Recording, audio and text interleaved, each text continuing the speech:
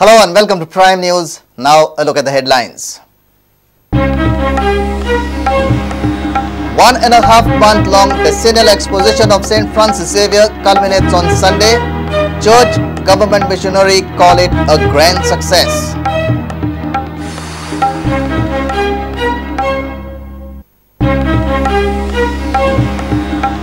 There should be law against forceful conversions, but there cannot be law banning conversions, says Bishop Alvin Barreto.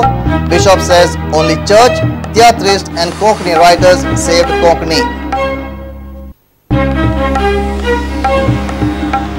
Goa's economy collapsing, per capita loan and taxes increasing, commercial tax down by 1,702 crores, says Luis in Falero.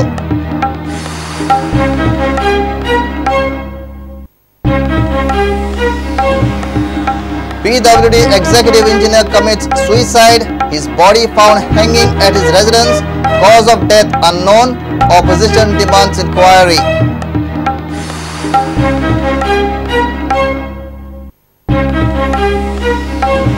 And Goa win chalk ball championships at 60th National School Games, Haryana win football title, school games conclude.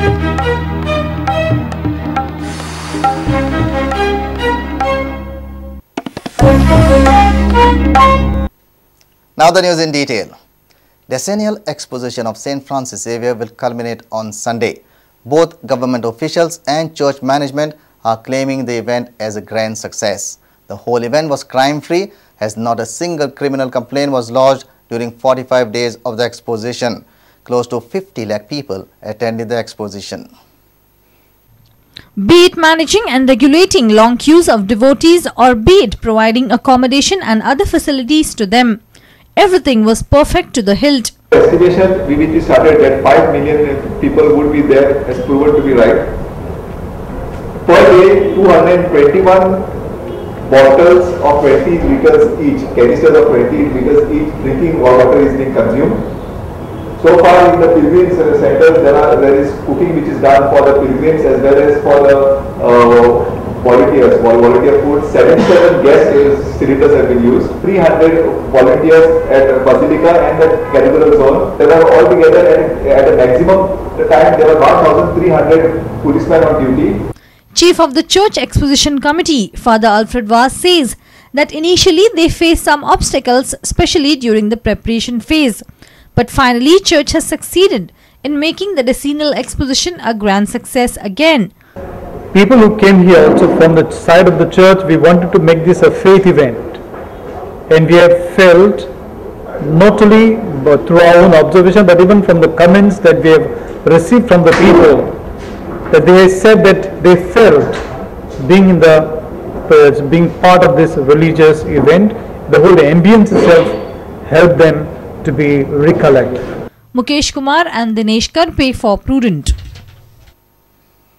There should be law against forceful conversions, but there cannot be law banning conversions. Bishop of Sindhudurg, Alvin Barreto, gave this clear message. He said, every person has freedom to choose one's faith and religion. Bishop also said that Konkani language has survived due to efforts of church, theatrists and Konkani writers. Currently, conversion of religion is a major issue in the country. This issue was raked up in the parliament also. Bishop Alvin Barreto said Sindhudurg is safe from this issue. We don't have that problem at least. We are, in Sindhudurg you can say, in my diocese, we are very united. There may be some who left the church and they are going down. But otherwise they respect the Christian and we respect them and we live as a brother and sister. Bishop said there should be law against forceful conversions. He said each one has the right to choose one's faith and religion. Everyone has a own faith, right?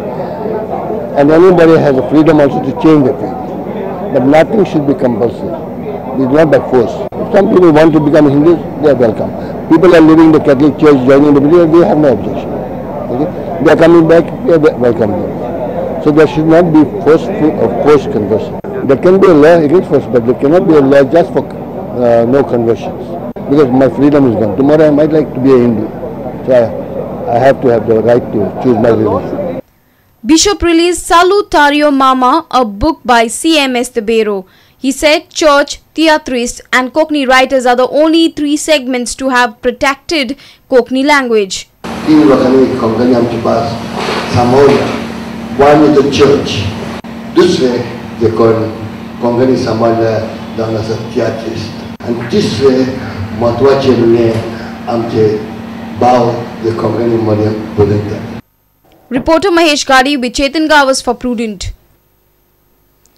Goa's economy is collapsing, per capita loan is increasing and per capita taxes are on the rise. GPCC President Luisin Falero claimed Goa's financial situation under BJP-led government has been disastrous. He informed that Goa's commercial tax has a shortfall up to 1,702 crores. He said state budget has been down to 9,500 crores.